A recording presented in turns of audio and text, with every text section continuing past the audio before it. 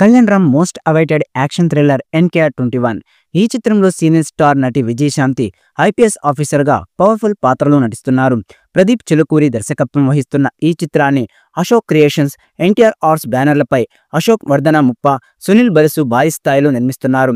మహిళా దినోత్సవం సందర్భంగా NKR21 మేకర్స్ మూవీ ఇంపాక్ట్ఫుల్ టైటిల్ని అర్జున్ సన్ ఆఫ్ వైజయంతిగా రివీల్ చేస్తూ అద్భుతమైన పోస్టర్ లుక్ని రివీల్ చేశారు.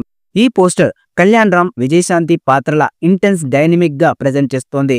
మండుతున్న జ్వాలల మధ్య దృఢ సంకల్పంతో నడుస్తున్నట్లు కనిపిస్తున్నారు.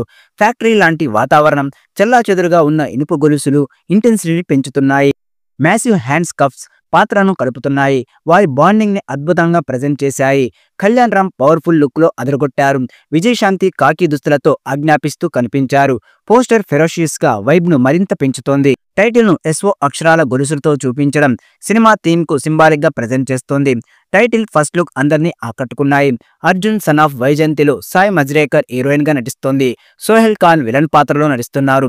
ఈ సినిమాకు అద్భుతమైన విజువల్స్ ను సినిమాటోగ్రాఫర్ రామ్ ప్రసాద్ అందించగా, అంజనీష్ లోకనాథ్ సంగీతాన్ని అందిస్తున్నారు. Thammiraj editor. Screen plain Srikanth విస్సా రాశారు. సినిమా ఇప్పటికే టాకీ పార్ట్ ని పూర్తి చేసుకుంది. మిగిలిన షూటింగ్ పూర్తయ్యాక రిలీజ్ డేట్ ని అనౌన్స్ చేయడానికి మేకర్స్ సిద్ధంగా ఉన్నారు.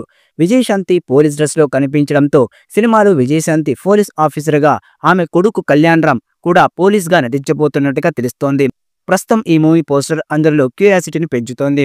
ఇప్పటికే ఈ మూవీ నుంచి కళ్యాణ్ రామ్ ఫస్ట్ లుక్ తో పాటు విజయశాంతిల ఫస్ట్ లుక్ ను కూడా విడుదల చేయగా ప్రేక్షకులను ఆకట్టుకుంది.